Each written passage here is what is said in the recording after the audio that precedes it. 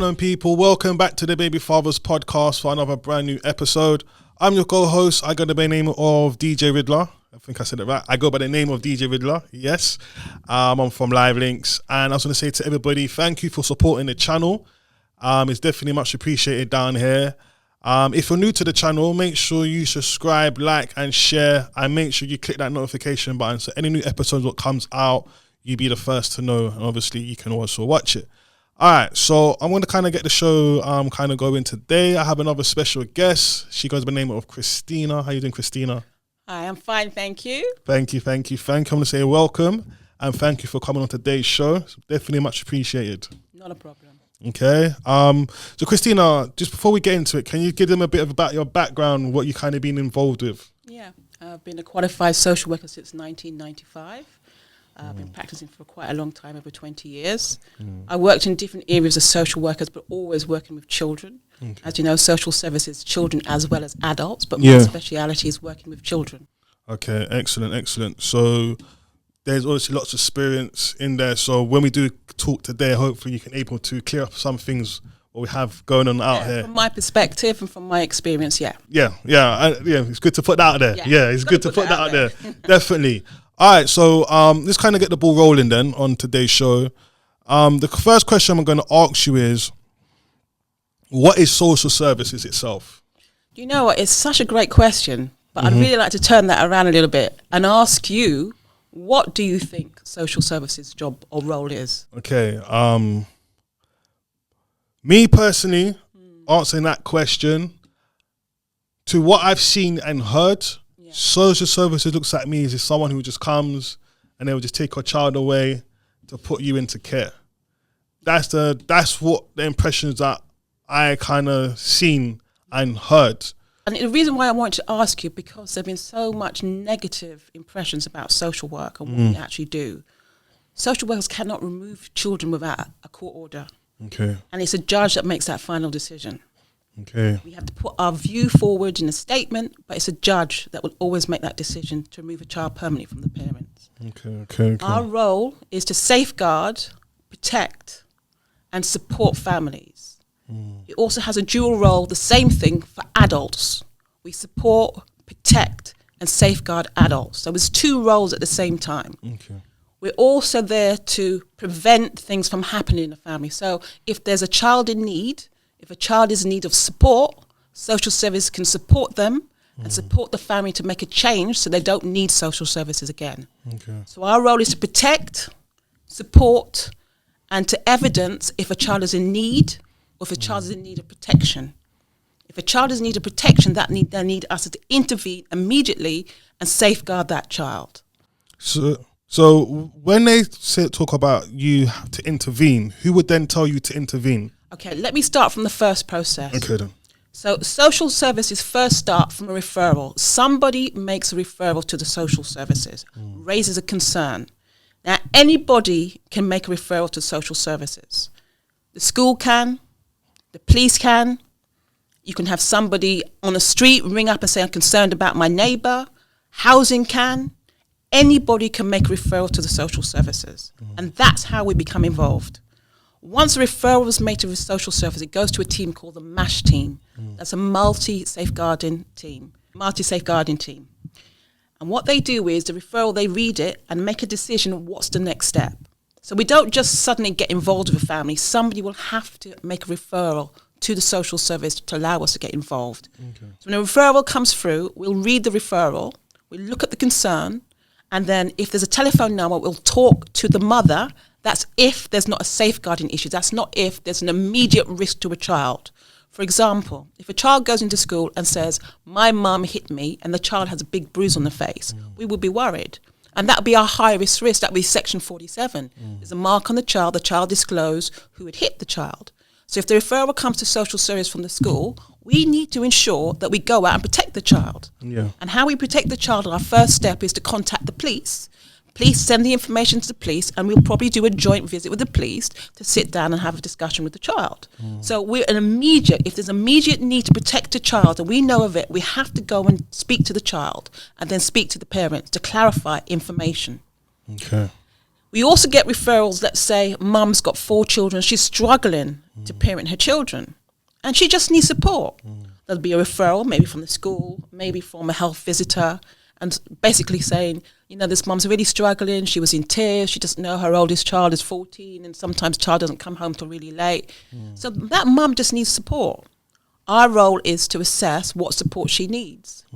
So we have a statutory duty to investigate every single referral.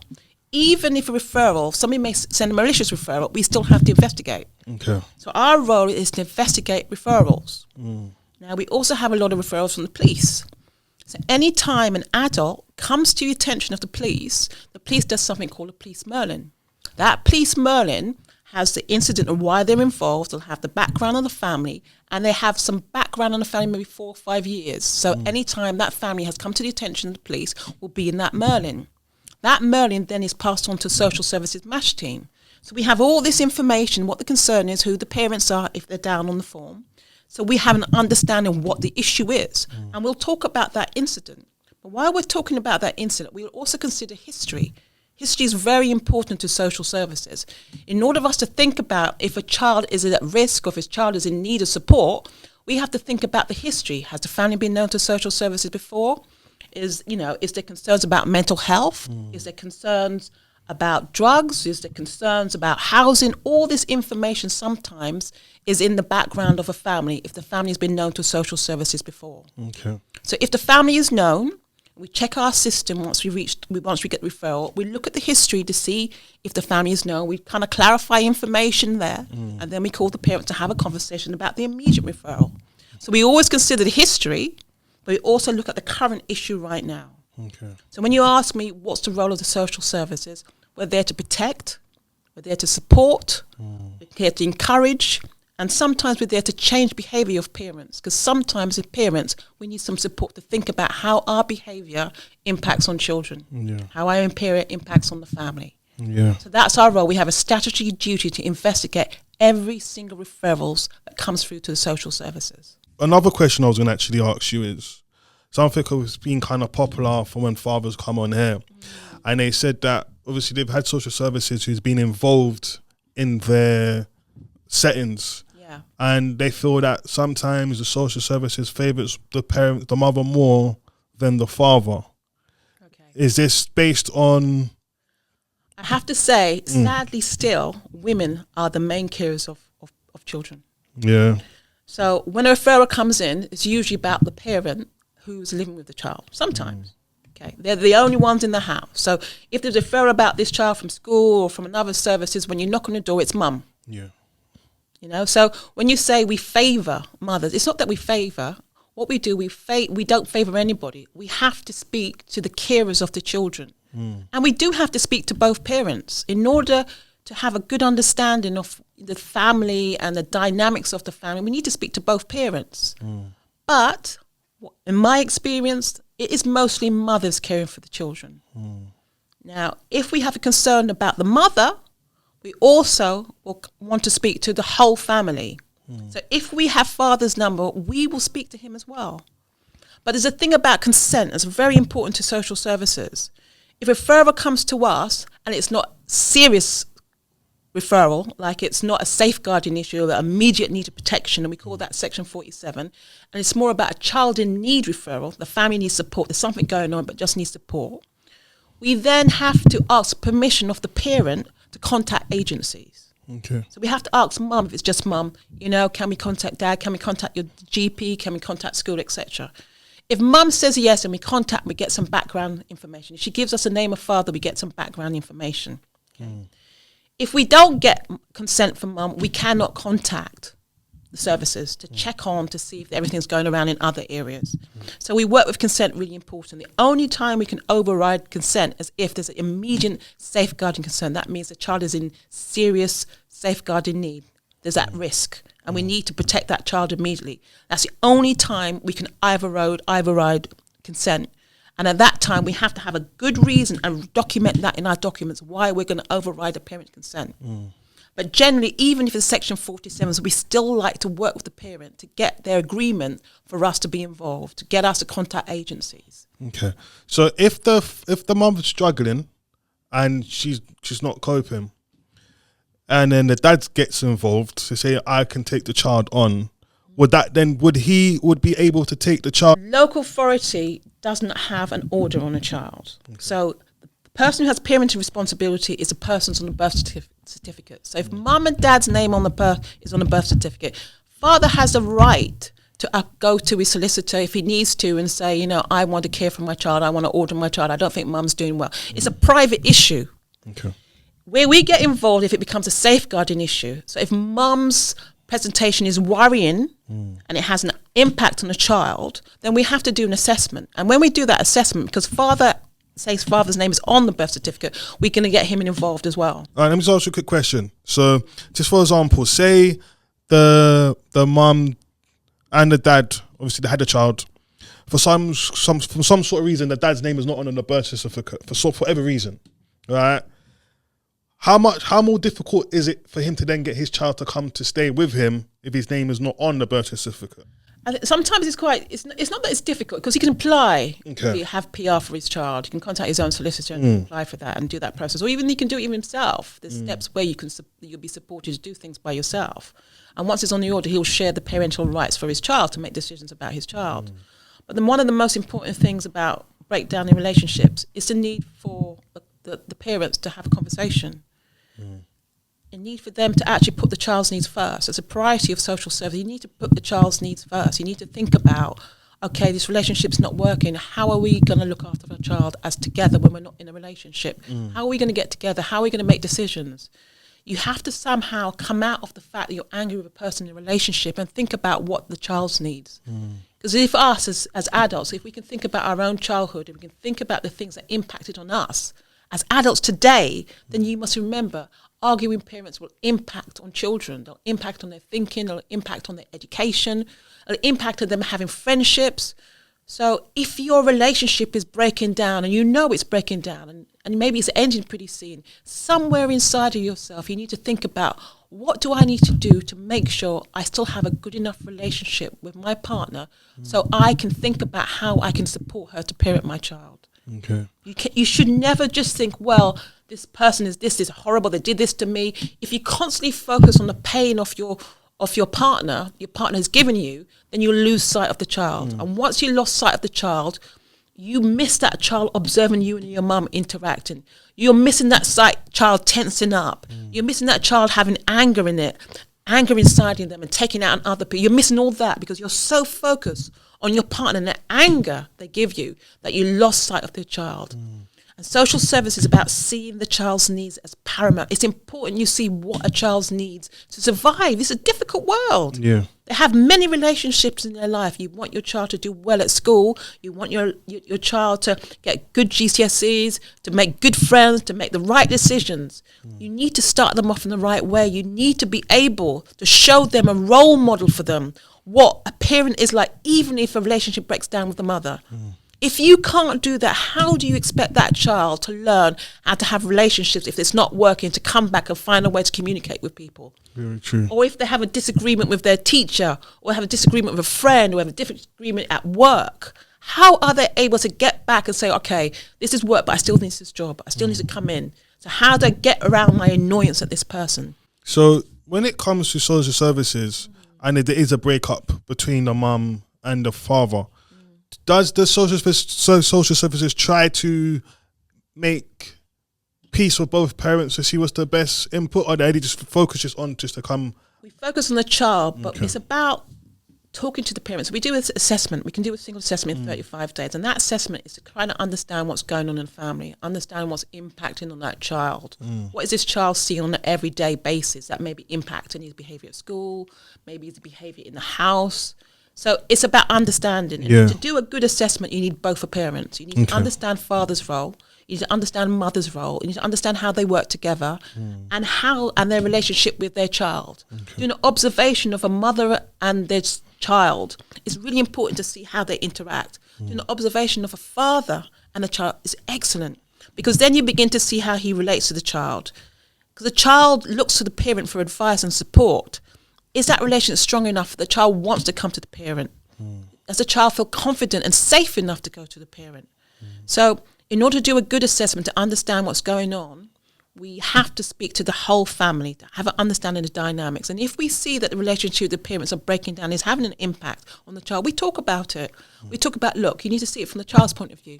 When you think you're in the bedroom arguing with your mum, your child hears you. Can you imagine how it feels when you hear raised voice as a child? You're 4 or 5, you're hearing these raised voices. Can you imagine how tense a child will feel?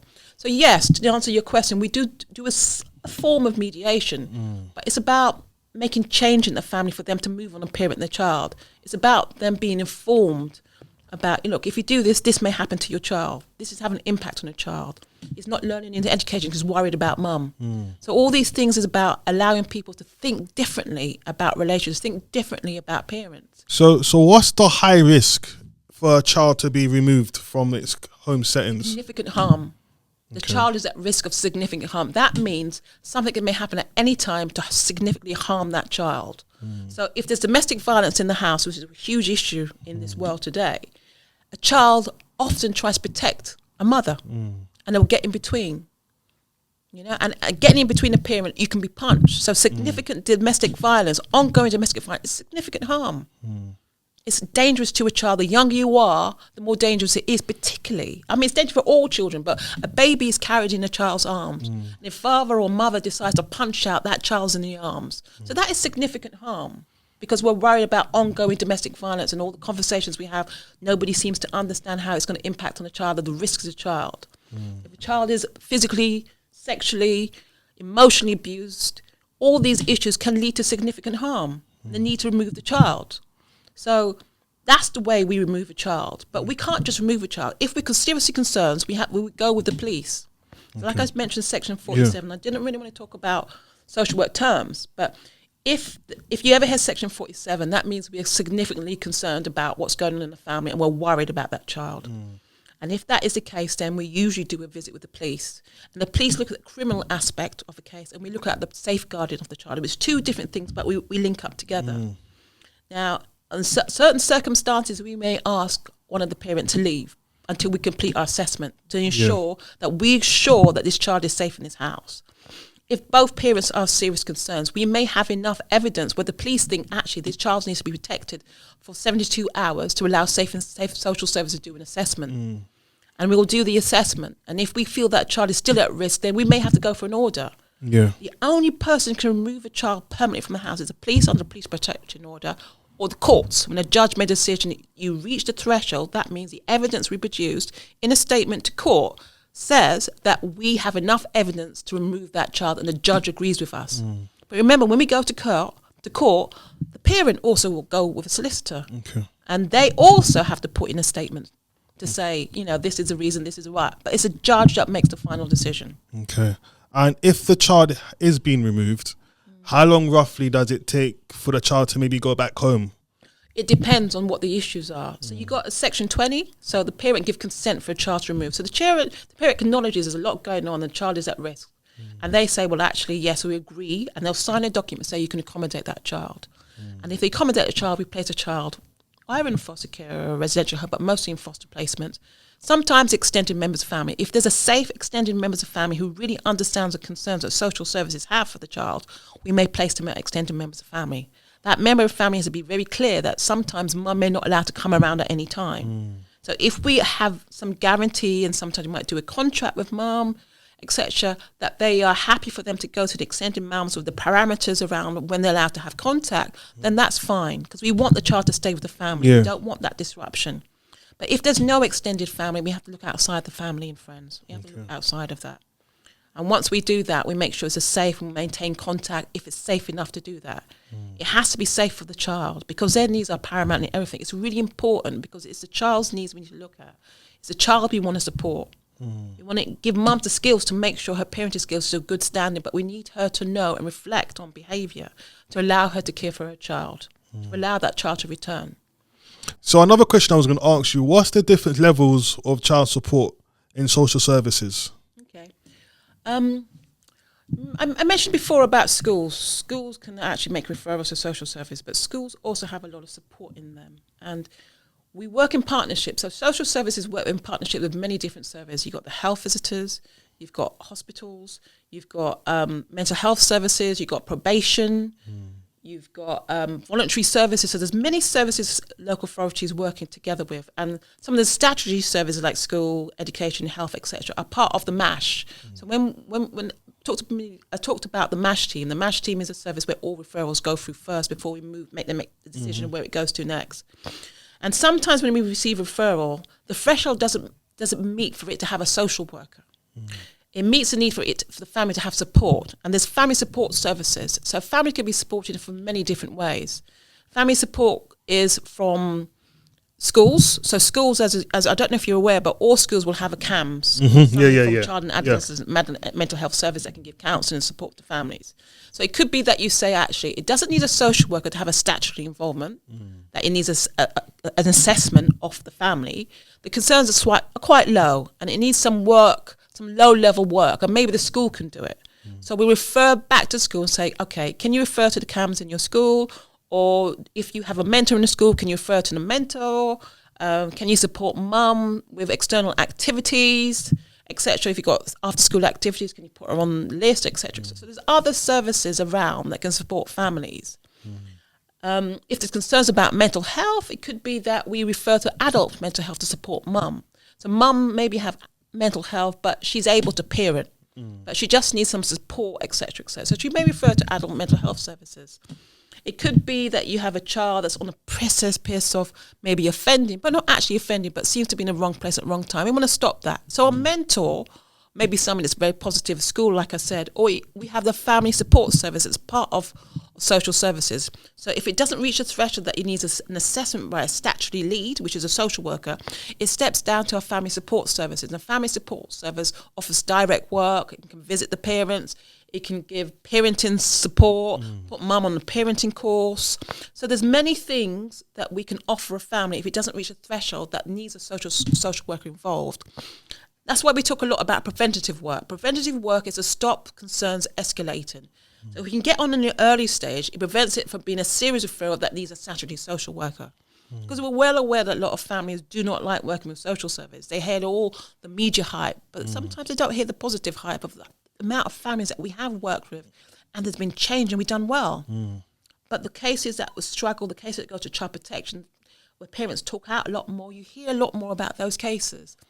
But there is so much work we do directly with children and families before it even touches social services, as in a statutory social worker. It's with our family support, it's with our schools. There's so much work we do. So when we talk about the difference between family support and the family is a child in need, when the low-level child in need, we can step it down and we can give it to school, we can give it to voluntary services to work with the family.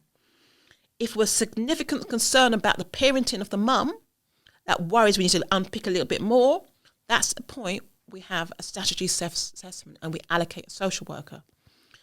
If it's a point where the child's in immediate harm that day, that's a section 47. And that point, we'll invite the police in, we'll have a strategy discussion, and we go out and do a visit. So there's kind of like three little areas you have. But really, we want to do all our work in preventative before the problems become escalated. If you've got a problem in your family and you're trying to resolve it and you probably need extra support, you can contact the social services. Have a discussion with us. Ask for support. But I think what happens with that, I think sometimes, even though we know social services are here, I just think, me personally, to what I understand, if you get social services involved, it's kind of like they're not always going to be in your life. You're going to be on their system. Yep, we're going to be in your system. And you have a right to have a look at that system. Okay, so you can have a right to say, I want to see what's written about me. Because nothing is hidden. When we do an assessment, we give you a copy of the reports. You read everything we write. Okay, and you can look at the system. You look at our case notes, everything. And how long does your business stay on the system for, or does it go on forever? It doesn't go on forever. There's a time limit. I'm not actually 100% sure when it ends, but there is definitely an end date. Okay, and say if the child is obviously been in care for whatever reasons, it doesn't go back home. Is that child always going to be in the system till it gets to a certain age, or are they just always going to be known to social services? The child has been in this. you call it instance. If the child is a looked after child, we've gone to court, we got an order, and we're looking after that child. The child then moves on to the LAC team and looks after the children's team. And we support that child until they're 25. Okay. So they have support, because if you think about when you have a family, you always have people around you. They don't just disappear. And we've decided to go to court and say, we want to be your family. We want to be the person who's going to look after you till you're 18. But we also want to look after you till you're 25. So if you want to go to university, you need support. You're going to need financial support. You're going to need support. So we will support you all the way through that. If a child's in care and he makes a decision he wants to go to university, we will support them through that. Okay. So there's services to help them all the way through. Yeah. What age will they leave? For when they 17 is the age where if they're in a residential home, they will leave in residential. We put them into semi-independent. So we need to make sure they can live by themselves. So we go to a semi-independent home, and they'll get their own room, and they share a house with other young people, and there'll be staff there, etc. But before you get that, we always try to make sure in their planning that we think about semi-independence. We think about, cooking and washing and looking after and going to school, all these things. We make sure they can do every step of the way. So by the time they're 17, moving into a semi-independent accommodation is going to be there for them. They move in, and that's the next stage. At that time, they're in college, they're making friends, they're making sensible decisions. If not, there's somebody there that have a key worker to support them, to help them with their decision makings, will guide them there like you would as a normal parent. Yeah. And then the next step is when they'll be getting their own accommodation. So they give them points now. Different local authorities work it differently. Years ago, at a certain age, you'll get a flat because the flat demand was slightly different. Yeah. But now I do believe some local authorities give them points, and they give them accommodation, and they'll support them till they get the permanent accommodation. Okay. And if a parent wanted to come back in a child's life? After 18. Is it after 18, yeah? Okay. When we're in court, you have to talk about care planning. You have to talk about contact with the family. So, and the decision is made about what type of contact. So the mum or the dad will say, I want this amount of contact, etc. When a child is in care, they're in care for a reason. So there's concerns about parenting capacity, the ability for the parents to care for the child. So what you don't want to do for children is to then give them too much contact, because it won't help them to settle in a new placement. Okay. So you think about what is the best level of contact. Sometimes there is no contact because it's not good for the child. The child will not move on. The child needs to be supported. It's gone through a difficult time. Parents can't parent them. The judges make that final decision. So they need to be in a place where they can actually learn to attach to somebody, trust somebody again, be the child again. And that will take time. So sometimes it's not helpful to have contact with their parents. So would it, if they're having contact with their parents, would we say once a week, or it might even be less than that? If you've got a full order, it depends on each circumstances are very, very different. So it's very difficult to say. Okay. You've got some serious concerns about parents where there should be no contact at all. There's concerns about parents, maybe just letterbox contact. There's some parents, depending on the age of a child, there may be more contact, but each case is taken individually. Is it just based on how high that case is? It depends on the needs of the child and the parenting capacity of the parents. Their ability to, when they have contact, to still keep them safe. So some contacts is supervised. So they may have contact maybe once or twice a year, and it might be supervised contact. They're not allowed to take the child away unless there's evidence of significant change. A parent can at any time apply back to court if something's changed about them to have contact with it, to re-establish contact. It's a judge's decision to make that. But generally, each case is individual, so I can't give you one. Yeah. Because I've had another father who's been on here, and they took away 2 kids but left 1 child behind. So obviously that's another complex case. I don't know if you can. It depends on the age. Sometimes a parent can parent 1 child but can't parent 3. There's so many different factors to impact local authority's decision. It's not really simple. When a case comes to local authority and with serious concerns, and we go section 47, and that's when the police are involved, we do the assessment, and when the assessment says that there's serious concerns about a parent, if we're not going to court yet, we will give parent time and say, you need to do this, you need to have a counselling, you need to go to a parenting support group, you need to do that. We always give parent time to change the way they're parenting. We don't just remove, unless there's significant concern immediate, we don't remove the child immediately. We give them time, we work with them, we tell them what they need to do. Some parents struggle with that. They don't want to hear, they don't want to engage with us, or they're angry all the time, etc. If we haven't got enough sufficient evidence to remove the child, then we may close the case. Okay. You know, the child may be safe enough. We've got evidence that the child is safe. But if the same problem keeps on coming back and mum's not changing and it's having an impact, then we have to seriously get involved. Then we need to be thinking about child protection, putting a child on a register. Then we need to think about the courts. Do we need to remove this child? And all this time, we'd be asking mum, can you do this? Can you do this? Can you do this? So basically, the mum gets chances the mum will, before. Unless there's a significant issue about her parenting immediately and we have to remove, then yes, a parent will be told, this is our concern, this is our worry, this is what you need to do. If the dad is there, is he not the first person you will go to straight after? He will be part of the assessment. So if mum is struggling to parent her child, and if father has PR, we're asking father, he's part of that assessment, I'll have the details please, and I'll be writing down and speak to him. Okay. And we'll be thinking about the whole family structure around it. Is it that, you know, maybe if father's not having contact, we'd be suggesting to mum, you know, maybe you need time off. Go to father, let him go to father, let father have him every weekend or etc. Make an arrangement together. So we just, you know, the mother may struggle, but it's about the extended family, including the father who's around as well, that can enable mum to parent better. Okay. Let me ask you a question. We talked before in the beginning about the negative press of social work. Yeah. Is there anything I said today to make you think that actually social worker is bigger than its negative press? 100%. To the things what you've been speaking about today, I didn't realise that this is the amount of ground that they did cover. And to see that the first option is not just taking your child away without, obviously, if it's at a high risk, as you're saying, if it's getting abused or if it's being hit or beat up, for example, it kind of seems more like there are support, they're there to support, to keep the family together, but the last result is the child being removed. Beautifully said. The last resort. Yeah. And that's the most important thing that we need to get across to people. People always home on the fact we remove children. I always have to say, actually, the judge makes a final decision to remove children. The police is the only one that can remove children immediately under a police protection order. Our role is more preventative. We want it to be more preventative. We want parents to recognise that we're there for them. We can support them. We've got so much services that allow that support to happen. And if you think about the school, if you think about health service, if you think about hospitals, you think about health visitors, if you're struggling with a new baby, etc., there's so many services that can help you.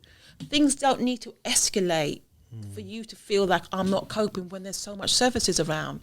If you've got a small one, talk to your health visitor. But I just think, because I think the reason why it also, there's another reason why it gets that negative reaction, because it feels like it's all part of the government system.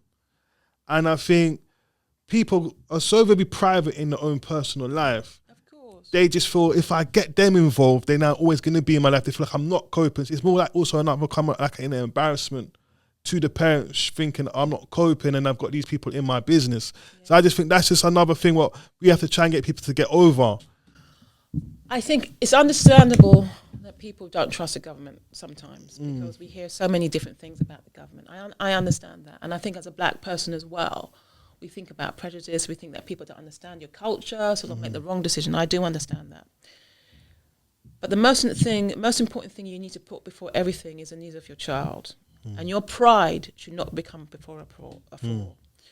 You need to think, and you need to think about your child. What is it you need for your child to grow up to be an independent, well-rounded young person, adult? That's the most important thing. And if you think about things that impacted on you as a child, that still has an impact today, then you need to understand when you are making mistakes in your parenting. You know, you need to be honest with yourself. You need to be honest with yourself as a parent, as an individual when you're not coping. You need to be honest when you're flying off the anger, you're struggling, or, you know, dad's peeing you off so many times that you're just shouting and screaming in front of your child. You need to be aware of that because you don't see your child in the corner listen. A child looks at the parent, they know you, they know your expressions, they know your body language, they know when you're tense, they hear you when you're crying. You can't hide from a child. It's true. The child is aware all the time. And if you believe that, then you have no insight into what your child may be experiencing. And that's the worry. And when social service don't want to intrude in anybody's life. We had to receive referral to make that contact with you. We don't choose people. People are concerned about someone, about a child, so they refer to us. So we respond to that referral. We can't close down a referral because we think this may be malicious. We have to check it out first. So yeah, you may be annoyed with it intervening in your life, but actually somebody has to. Somebody has to intervene to ensure that children are safe.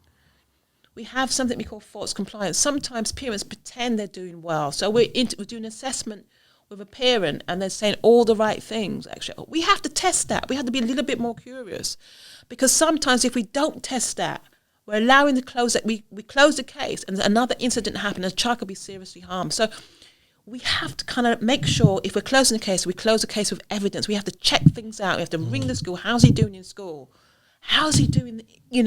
How's it? We check the GP. Any concern? Any suspicious injuries? Anything you're worried about when family comes in? We have to check that out because that gives us evidence to close the case. So it's so helpful if you want to get social services involved to allow us to do those checks, because that gives us the evidence to say, well, actually, this child is doing well at school. He's still doing his, he's doing well in his exams. He's got friendships. The teachers have no concerns about him. Check with the GP, no worries, no concerns about presentation. Well, actually, there's enough evidence to suggest that mum's doing a good enough job. Can I just ask you one question, actually, before we finish? If it's safe to do that, I must say. Yes, yeah, 100%. Definitely agree with that. If a father has been in prison and he's come out of prison and he wants to get custody of his child for whatever reasons, would that jeopardize him for being in prison? Last time,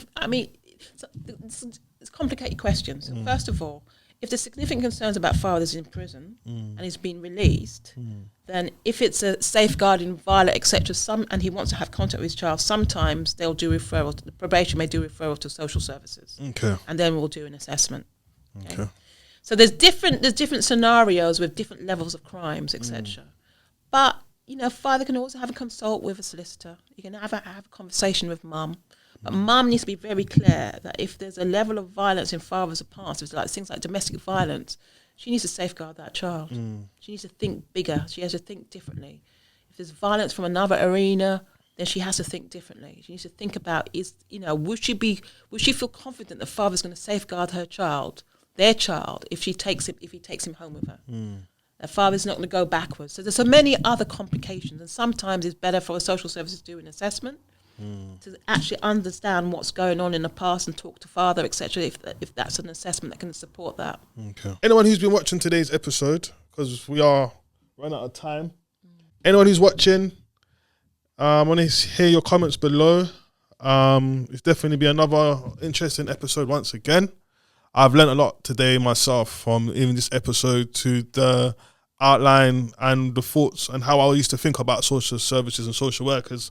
I have a different outlook of it now, so thank you for that and for that knowledge. I do hope it helps everybody else who is watching, and make sure you like, subscribe, and share. And till next time, or you got anything else to say before we go? No, not really. I'm just going to say, it's enjoyable to come on here to talk about my own personal experience of being a social worker. Yeah. Excellent. And I'm still learning. Social workers continue to learn. Yeah, and that's what it's about. It's just learning as you're going along to obviously make a better environment for the next person you do work with. But yeah, so people, thank you for watching again. We are the Baby Fathers podcast. Myself, Riddler, and to next time, we out. What's going on, people? This is your boy DJ Riddler from the Baby Fathers podcast. Just like to say thank you for obviously supporting the channel and supporting the platform. If you would like to come onto this show, onto the Baby Fathers podcast, make sure you get us up now. Hit us up on the email, which is thebabyfathers@gmail.com. All right. I'll put the link in the description below. If you want to come on, if you've got a story to tell, any father experience, whatever, let us know, man. See how we can get you on. All right. Till next time. Peace.